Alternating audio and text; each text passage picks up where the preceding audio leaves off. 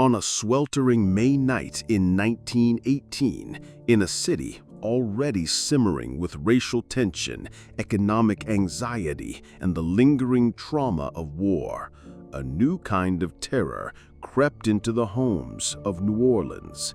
It didn't arrive with the fanfare of a hurricane or the visible decay of disease. It came silently, through a chiseled panel in a back door, moving with a predator's patience toward bedrooms where families slept unaware.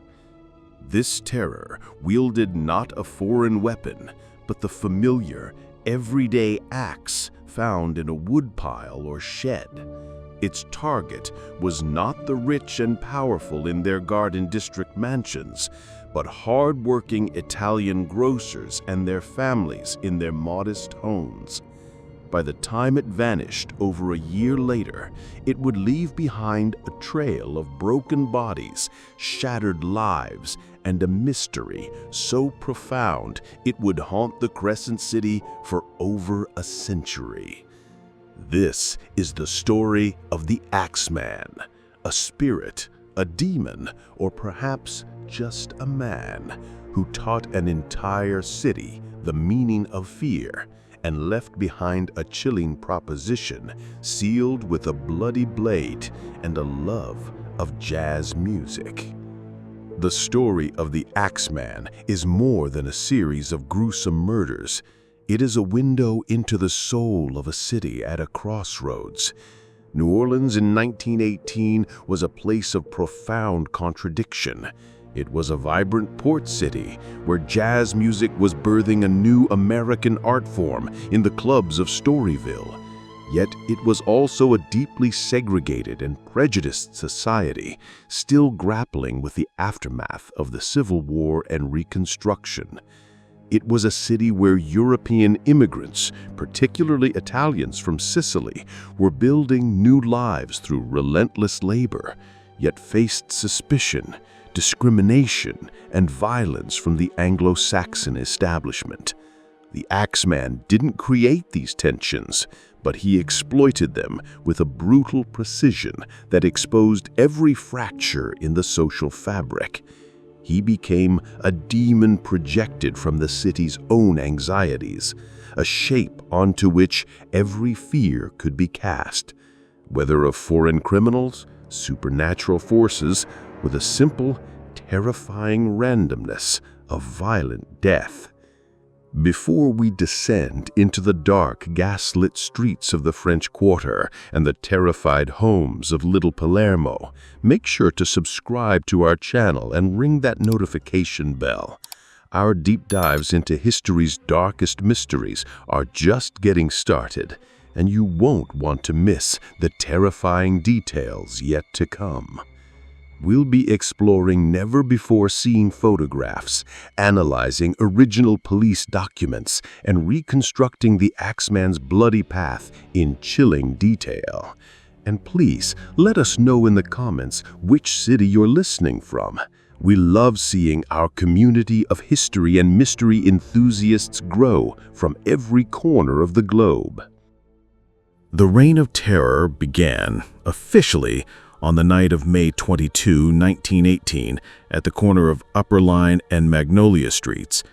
But seasoned detectives in the New Orleans Police Department couldn't help but recall a similar, brutal attack from years prior. In 1911, an Italian couple named Crudi had been attacked in their bed, the husband killed with a hatchet. In 1912, another Italian couple, the Sciambra, were assaulted in a similar manner. Anthony survived, but his wife Joanna did not. Though these cases remained unsolved, they were initially viewed as isolated incidents, perhaps the gruesome results of personal vendettas within the insular Italian community. But on that May night in 1918, a new attack would forge a pattern too stark to ignore. Joseph and Catherine Maggio lived in a small apartment attached to their grocery store. Joseph, like many Sicilian immigrants, had worked his way up from back-breaking labor on the sugar plantations to the relative stability of owning his own business. It was a classic immigrant story of sacrifice and hard work, but it was about to end in a classic New Orleans story of violence. The killer gained entry by chiseling out a wooden panel in the back door, a technique that would become his chilling signature. Once inside, he found the couple asleep. He located a straight razor, likely belonging to Joseph's brother Andrew, who owned a barber shop, and then found an axe. What happened next was methodical and brutal. Joseph Maggio's throat was cut, but the killing blow was a savage axe strike to his head that fractured his skull. Catherine Maggio's throat was cut so deeply she was nearly decapitated. The scene was of an unimaginable carnage. The killer, perhaps spattered with blood, had the presence of mind to change clothes, leaving his bloody garments behind, and fled into the night, leaving the door ajar. The discovery was made the next morning. Andrew Maggio, who lived next door, and another brother, Jake, arrived to find the horror. The police were summoned. The initial suspect, as was often the case, was the family. Andrew was questioned intensely. His story was that he had been drinking heavily that night and heard nothing. He explained he had taken the razor from his barber shop 2 days earlier to have a nick honed out of it. The police found the bloody razor discarded in a neighbor's yard. Despite inconsistencies in Andrew's story and his access to the murder weapon, the police could find no direct evidence linking him to the crime. He was released, and the investigation began to stall almost immediately. What detectives failed to grasp at the time was that they were not looking for a motivated relative or a business rival. They were facing something far more frightening, a perpetrator for whom the act itself was the motivation. The Maggio murder was not a crime of passion or profit. It was an experiment in terror. The killer took nothing. He left behind a cryptic message scrawled on the pavement outside saying, "Mrs. Maggio will sit up tonight just like Mrs. Tony." This was likely a reference to the 1912 Skiombre murder, the name Tony being a mishearing or a misreporting, suggesting a connection and a mind that was already cataloging its own gruesome work. For a few weeks, the city held its breath. The Maggio murder was a sensational story in the papers, but without another incident, the initial panic began to subside. This calm was shattered on the morning of June 28, 1918. Louis Besseler, a Polish immigrant who ran a grocery at the corner of Dorjanoy and La Harpe Streets, and his live-in mistress, Harriet Lowe, were found critically injured in the back of their store. The details were hauntingly familiar. A panel had been chiseled out of the back door. An axe, this one belonging to Bessemer himself, was found in the adjacent bathroom, covered in blood. Bessemer had a deep gash above his right temple from the axe. Harriet Lowe had been hacked over the left ear, an injury that would leave her face permanently paralyzed. The bakery wagon driver who found them, John Zonka, described a scene of confusion and blood. The investigation took a predictable and prejudiced turn. Police immediately arrested Louis Adrubacon, a 41-year-old black man who'd been employed at the grocery a week earlier. Despite a complete lack of physical evidence, Adrubacon was held on the pretext that he had offered conflicting accounts of his whereabouts. This was less about detective work and more about the easy convenience of blaming a black man for a violent crime in the Jim Crow South. He was released days later when no evidence could be produced. As she lay in the hospital, Harriet Lowe became the center of a media circus. She initially described her attacker as a dark man, which the press and police, in their racial bias, immediately took to mean a black man. But as her condition worsened and her statements became more delirious, she began to point the finger at Bessemer himself. She claimed he was a German spy, a serious accusation in the midst of World War I, and later, on her deathbed from complications of her injuries, she named him as her attacker. Bessemer was arrested and charged with her murder. The truth was likely more complex. Lowe's dark man description could have been accurate but misinterpreted. The attacker may simply have been a white man with a dark complexion, or the room may have been too dark to see clearly. Bessemer was ultimately acquitted after a trial that lasted less than 10 minutes, a swift rebuke of the flimsy case against him. The real killer had once again slipped away, leaving the authorities to chase their own prejudices and the public to grapple with a growing, formless dread. The pattern was now clear: a chiseled door, an axe found on the property, attacks on small grocers and their families, and a total lack of motive beyond the violence itself. The summer of 1918 wore on, hot and heavy with fear. The attacks were not nightly, nor even weekly. Their randomness was part of their power. The Axeman, as the newspapers had now christened him, would strike, then disappear for months, allowing the tension to build until the entire city was jumping at every creak of the floorboards in the night. On August 5, the Axeman struck again, but this time he seemed to falter. His target was 28-year-old Anna Schneider, who was 8 months pregnant, sleeping in her home on Nelson Street. Her husband, Ed, returned from work late to find her bloodied and battered, having been struck in the face repeatedly with a lamp. She survived the attack and would later give birth to a healthy baby girl, but she remembered nothing of her assailant. Robbery was again ruled out, as only a few dollars were missing from her husband's wallet. The police, desperate for a lead, arrested an ex-convict named James Gleason, but he too was released for lack of evidence. The Axeman had failed to kill, but he had succeeded in proving that no one was safe, not even a pregnant woman in a home with no obvious Italian connection. Just 5 days later, on August 10th, the Axeman returned to form. 72-year-old Joseph Romano was attacked in his home on North Tonti Street. He was not a grocer himself, but his 2 nieces ran a small grocery from the front room of the house, once again placing the attack within the Axeman's pattern. The old man was struck in the head with an axe as he slept. He died 2 days later. His nieces, sleeping in another room, heard nothing.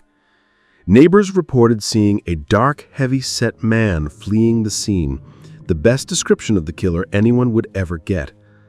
The focus on Italian grocers was undeniable. To understand why, one must understand the place of Italians, particularly Sicilians, in New Orleans society at the time. They were a people caught between worlds. They had arrived in droves in the late 19th century, recruited as cheap labor to replace freed slaves on sugar plantations. They were often despised by the white Anglo establishment for their willingness to work alongside black people, which blurred the strict racial lines of the Jim Crow South. They were called black Dagos and viewed as clannish and criminal and unassimilable. Yet through immense sacrifice, they had begun to climb the economic ladder. The classic path was from plantation labor to truck farmer to peddler to owning a small corner grocery store. By 1920, Italians owned half of all the grocery stores in New Orleans. They were a symbol of immigrant success, but also a target for resentment. This resentment was compounded by the stereotype of the mafia. The infamous 1890 lynching of 11 Sicilian immigrants accused of murdering police chief David Hennessy was a fresh wound in the community's memory. The press and public were quick to attribute any crime within the Italian community to black hand extortion or mafia vendettas. When the Axeman began his attacks, this was the first and most convenient explanation for the police and the press. It must be a murderous feud within the Italian community itself. But as the attacks continued, a more terrifying theory began to emerge. Detective John D'Antonio, a national expert on the mafia, rejected the idea. A black hand attack, he argued, would not leave survivors. The whole point was to make an example. The Axeman often left people alive. New Orleans Superintendent of Police Frank Mooney began voicing a new, unsettling idea. Perhaps they were not hunting a Sicilian assassin, but a murderous degenerate, a Jekyll and Hyde personality like Jack the Ripper. Suddenly, the impulse to kill comes upon him, and he must obey it. He was describing what we would now call a serial killer, a concept that was almost incomprehensible to the policing and medical science of 1918. It was a monster that logic could not contain. The city was a tinderbox of fear, prejudice, and superstition. And in March of 1919, the Axeman would throw a lit match on it all, in the most bizarre way imaginable. He would communicate, and he would demand jazz. This is where we must pause our story for today.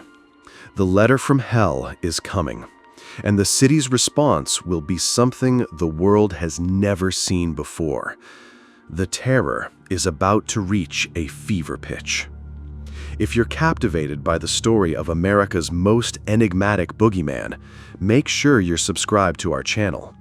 In Part 2, we'll break down the Axeman's infamous letter line by line, witness a citywide jazz party thrown out of sheer terror, and see how a desperate police force pinned the crimes on the wrong men, destroying more lives in the process. Hit that like button if you're intrigued so far, and let us know in the comments. Do you think the Axeman was a man or something else? The winter of 1918-1919 passed in a state of nervous tension. After the attack on Joseph Romano in August, the Axeman had fallen silent. Perhaps the killer had died, moved away, or been imprisoned for some other crime. But in a city still gripped by fear, the respite felt less like peace and more like the calm before a storm. That storm broke on March 13th, 1919, not with an axe blow, but with the delivery of a letter to the offices of the New Orleans Times-Picayune. The letter was a masterpiece of terror. It was written in a grandiose, mocking tone, and it began with a place and date that were designed to shock. Quote, "Hell, March 13th, 1919, unquote. The author identified himself in no uncertain terms. Quote, "I am not a human being, but a spirit and a fell demon from the hottest hell. I am what you Orleanians and your foolish police call the Axeman," unquote. He boasted of his invincibility, mocked the police for their incompetence, and claimed an intimate relationship with the angel of death. But it was the proposition at the heart of the letter that would ensure its place in history.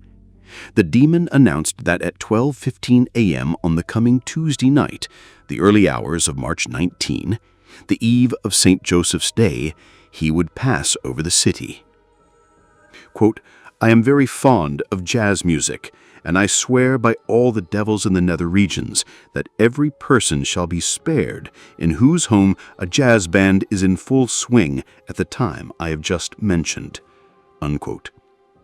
The threat was explicit. Those who were not playing jazz would get the axe. He signed it simply, the Axeman.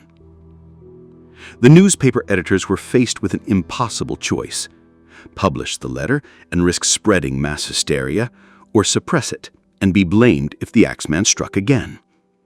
After a 2-day delay, they published it in full on Sunday, March 16th. The effect was electric. The city exploded in a frenzy of anxiety, curiosity, and macabre excitement.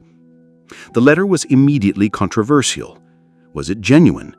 The handwriting was neat, the language florid and educated, filled with classical allusions to Tartarus, a Greek mythological abyss of torment, and Francis Joseph, likely a confused reference to the recently deceased Austro-Hungarian emperor Franz Joseph I. This was not the prose one would expect from a working-class brute. The West Bank Herald, a paper in a neighboring parish, condemned the Times-Picayune for publishing what it called a joke letter, arguing it had unnecessarily terrified the ignorant classes. Many modern historians and criminal profilers side with this view. The letter's tone is too theatrical, its timing too perfect. St. Joseph's Day was a major holiday for the city's Italian Catholic community, a day of feasting and celebration in the middle of Lent. The Axeman's threat was specifically aimed at them on their most festive night. If the letter was a hoax, it was a cruel one. And one man stood to benefit more than anyone else from the publicity, a local composer named Joseph John Davila. As the city panicked, Davila was busy. He claimed to have composed a new piece, the mysterious Axeman's Jazz, Don't Scare Me, Papa, while waiting for the killer to arrive. He placed ads in the Times-Picayune and hired a wagon with a pianist to play the tune up and down Canal Street. He licensed a cartoon the paper had published about the jazz night and used it as his sheet music cover. He was, quite clearly, capitalizing on the hype.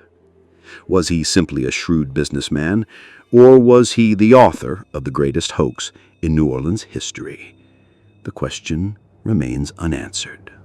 But the impact of his actions is undeniable. March 18th, 1919, was a day of frantic preparation. Regardless of the letter's authenticity, no one wanted to test the demon's promise. The proposition was simple: play jazz and live, or stay silent and die. Across the city, ordinary citizens who didn't own so much as a harmonica scrambled to rent instruments or hire musicians. Dance halls, bars, and restaurants advertised all-night jazz parties. Private homes became impromptu venues. It was a citywide party thrown not in celebration, but in sheer, abject terror. The Times-Picayune itself captured the surreal atmosphere in an article the next day. The tinkle of jazz music coming from dozens of New Orleans homes at 12:15 o'clock Wednesday morning demonstrated that many Orleanians took the Axeman letter seriously, and that scores of others who didn't take it seriously found in it inspiration for house parties, with jazz music having a prominent place on the program. As midnight approached, the city grew louder. From the stately homes of the Garden District to the cramped shotguns of the Irish Channel, from the bustling bars of Canal Street to the quiet, terrified homes of Little Palermo, the sound of pianos, trumpets, trombones, violins, and drums spilled into the night air. It was not a symphony, but a cacophony of fear. At exactly 12:15 a.m., the volume peaked. Windows blazed with light. People played, sang, and danced, their eyes darting nervously toward the door, wondering if their musical offering would be enough to appease the demon. And then, nothing happened. The Axeman did not strike. As the sun rose on March 19th, St. Joseph's Day, a collective sigh of relief washed over the city. The party had worked, or the hoax had succeeded, or, perhaps most chillingly, the killer had simply chosen not to claim a victim that night, content having orchestrated the most bizarre event in New Orleans history from the shadows. The jazz night became an instant legend, a story of a city so afraid it literally played for its life. The reprieve was short-lived. The Axeman had not been sated. He had merely been watching the show. The fear that had momentarily been channeled into music now curdled back into pure dread. And the next attack would be the most heartbreaking yet, not only for its violence, but for the gross miscarriage of justice that followed. Just before the jazz night on March 10th, the Axeman had crossed the Mississippi River to the suburb of Gretna. His target was the home of Charles Cortimiglia, an Italian grocer, his wife Rosie, and their 2-year-old daughter Mary. The method was the same: a chiseled panel, an axe from the property. Charles and Rosie were brutally hacked in their beds. Miraculously, both survived their wounds. Their little daughter, Mary, did not. She was murdered in her crib.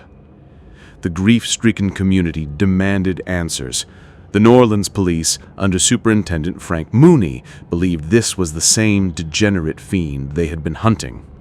But the Gretna authorities, Police Chief Peter Lesson and Sheriff Louis Morrow, who had a different idea. They settled on the Giordano's, Orlando, an elderly Italian immigrant, and his 17-year-old son, Frank. There was no physical evidence linking them to the crime. The investigation was instead built on pressure and coercion.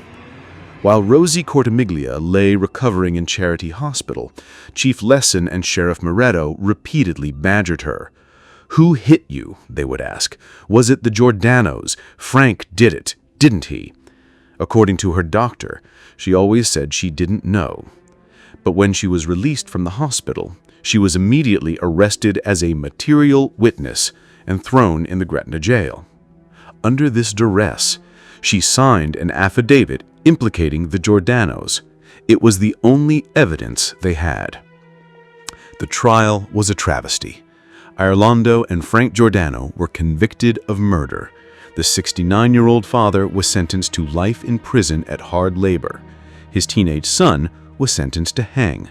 The case was a classic example of prejudice trumping reason. Easy, convenient suspects were chosen over the terrifying possibility of an unknown, roaming predator. For 9 months, the Giordano's languished in prison. Then, in a stunning turn, Rosie Cortimiglia walked into the offices of the Times-Picayune and fully recanted her testimony. She said that St. Joseph had come to her in a dream and told her to tell the truth. She signed a new affidavit stating she had never seen her attackers and had been pressured and threatened by the Gretna authorities into naming her neighbors. The prosecution fought the retraction, even threatening Rosie with perjury, but the case against the Giordano's collapsed. In December 1920, they were released. But the damage had been done. Their reputations were destroyed, their health broken. The real Axeman had not only taken lives, but had weaponized the justice system to destroy others. The police were back to square one. The Axeman had vanished again after the Cortimiglia attack. The summer of 1919 passed quietly. Perhaps it was over. But in the fall, the demon returned from the hottest hell one last time. This concludes part 2 of our deep dive into the Axeman's reign of terror. The final chapter is perhaps the most mysterious. As the attacks continue, the suspect pool deepens, and the Axeman vanishes into thin air, leaving behind a mystery that has endured for over a century. To make sure you don't miss the shocking conclusion and the breakdown of the most plausible suspects, hit that subscribe button and ring the bell for notifications. Let us know in the comments who you think the Axeman was based on the evidence so far. After the Gretna tragedy and the grotesque injustice inflicted upon the Giordano family, the Axeman of New Orleans once again retreated into the shadows. The summer of 1919 was a tense, watchful season. Every reported burglary, every strange noise, sent a fresh wave of panic through the city's neighborhoods. Police patrols were increased, and many families, particularly those of Italian descent, took to sleeping with guns by their beds and barricading their doors. The Times-Picayune continued to report on the case, but the leads had grown cold. The prevailing hope was that the killer had died, been institutionalized, or simply moved on. This fragile hope was shattered on the night of August 10th, 1919. Steve Bocca, an Italian grocer, was attacked in his home. The method was identical. Entry gained through a chiseled panel, an axe found on the property used to bludgeon the victim in his sleep. Bocca was killed instantly. The Axeman was back, and his return signaled that the previous lulls had not been an end to the terror, merely a hibernation. Less than a month later, on September 3rd, the killer struck again. this time veering from his established pattern. The victim was Sarah Lawman, a 19-year-old unmarried woman living with her family. She was not connected to the grocery trade. She was attacked in her bedroom, beaten savagely about the head with an axe that was left at the scene. She died without regaining consciousness. The only possible connection was that her bedroom was on the ground floor, making it an easier target. The murder of Sarah Lawman suggested a killer who was either evolving, becoming more random, or simply seizing an opportunity. The city's fear, which had been focused on the Italian community, now generalized into a universal panic. No one was safe. The last confirmed attack attributed to the Axeman occurred on October 27, 1919. Mike Pepitone, another Italian grocer, was attacked in his home while he slept next to his wife. She awoke to see a dark, heavy-set figure standing over the bed, swinging an axe. Pepitone was mortally wounded and died later in the hospital. Her wife provided the most detailed description yet, a large, dark-complexioned man.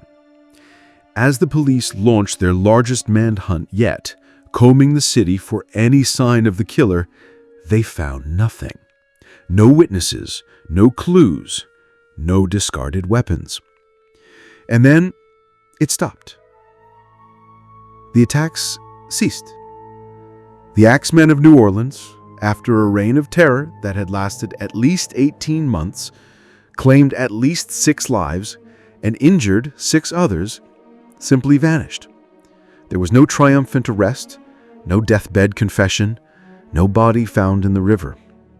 The case grew cold, then froze solid. The most terrifying serial killer in American history since Jack the Ripper had disappeared without a trace, leaving behind only grief, fear, and an enduring legend. In the decades since the attacks ceased, historians, crime writers, and amateur sleuths have proposed countless theories about the Axeman's identity. The official case remains open, but cold. The suspects range from the plausible to the outlandish, each a reflection of the city's deep-seated fears. 1. Joseph Doc Mumfrey, aka Leon Joseph Monfray Manfray.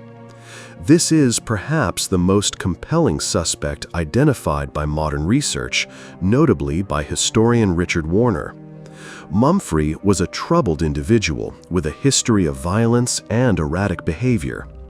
Interestingly, he owned a struggling jazz-related business in the Garden District that was noted to have a sudden, unexplained surge in business during the height of the Axeman panic, precisely when the city was compelled to hire jazz bands and buy instruments out of fear.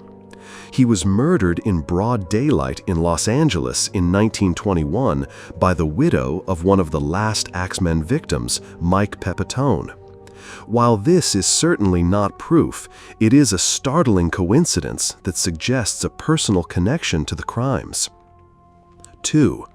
A spurned lover or vendetta killer. The early police theory centered on the idea of a mafia vendetta or black hand extortion. While Detective D'Antonio rightly noted that those crimes rarely left survivors, it's not impossible that a particularly ruthless individual was using the Axeman's MO to settle personal scores under the cover of the panic. The initial attacks on the Maggios and Bessemers could have had personal motives that were lost to history, with later attacks being imitations or the work of the original killer expanding his scope. 3. A Jekyll and Hyde serial killer. Superintendent Mooney's theory remains prescient. The Axeman's profile fits that of a classic disorganized serial killer. He used tools found at the scene, showed no rational motive like robbery, and operated within a specific geographic area. The attacks were brutal, personal, and sexual in their symbolism, entering bedrooms, attacking people in their sleep. The killer likely lived in or around New Orleans, blending in perfectly, his internal rage completely hidden by day.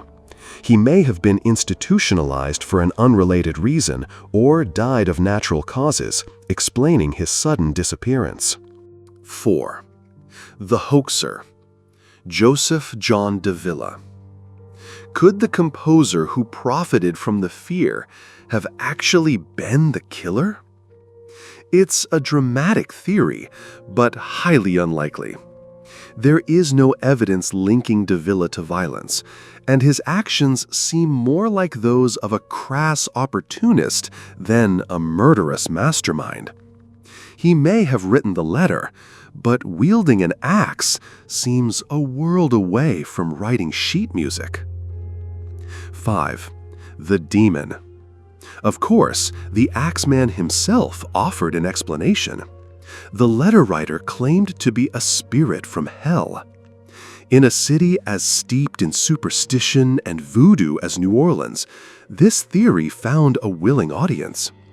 The inability of the police to catch him, his seeming ability to move through locked doors, and the random brutality of the acts all fed the idea of a supernatural predator. While rationally dismissed, this theory persists in the city's folklore, a testament to the profound and unsettling mystery at the heart of the story. The Axeman of New Orleans left a legacy far bloodier than just his victims. He exposed the deep racial and ethnic prejudices that coursed through the city's institutions. The rush to blame Louis Obicon because he was black, and the eagerness of the Gretna authorities to pin the crime on the Giordanos because they were convenient Italian rivals, revealed a justice system where bias often outweighed evidence. Culturally, the Axeman became a permanent fixture in the dark mythology of New Orleans. He is a ghost story told in French quarter tours, a subject of true crime podcasts, and a character in works of fiction. His story is inextricably linked with the birth of jazz. The Jazz Night of 1919, though born of fear, was a testament to the music's power. In the face of a demon, the city didn't just pray, it played. It turned to its own unique creation, its own voice, as a shield against the darkness. The Axeman, whether he meant to or not, created one of the most powerful origin myths for the culture of New Orleans. That jazz music is so powerful it can even ward off evil spirits.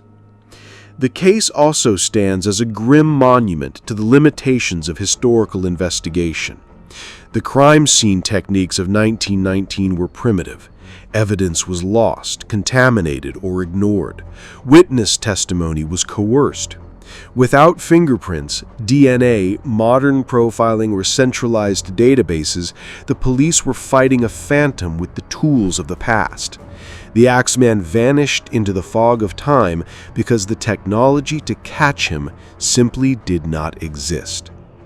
Today, the houses where the attacks occurred have mostly been demolished or renovated. The families of the victims have passed on. The detectives who hunted the killer are long dead. The Axeman case file sits in some archive, a relic of a forgotten fear.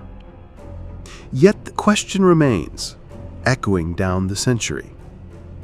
Who was he? The answer is likely lost to history.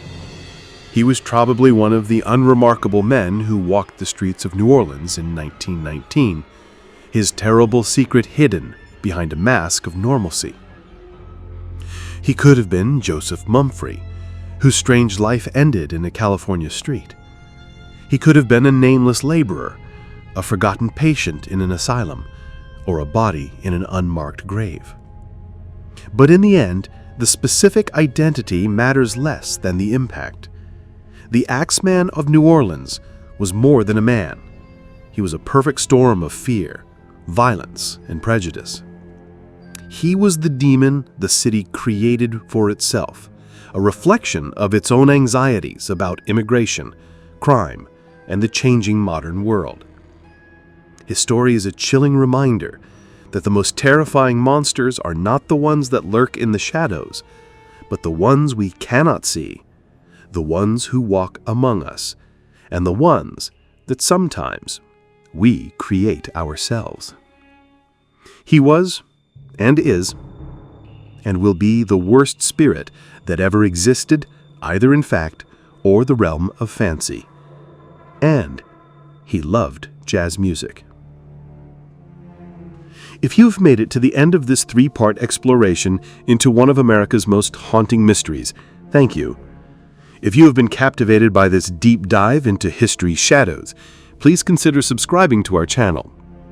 We dedicate countless hours to researching these stories, and your support helps us continue to unearth the truth behind the world's greatest mysteries. Let us know in the comments which historical case we should investigate next.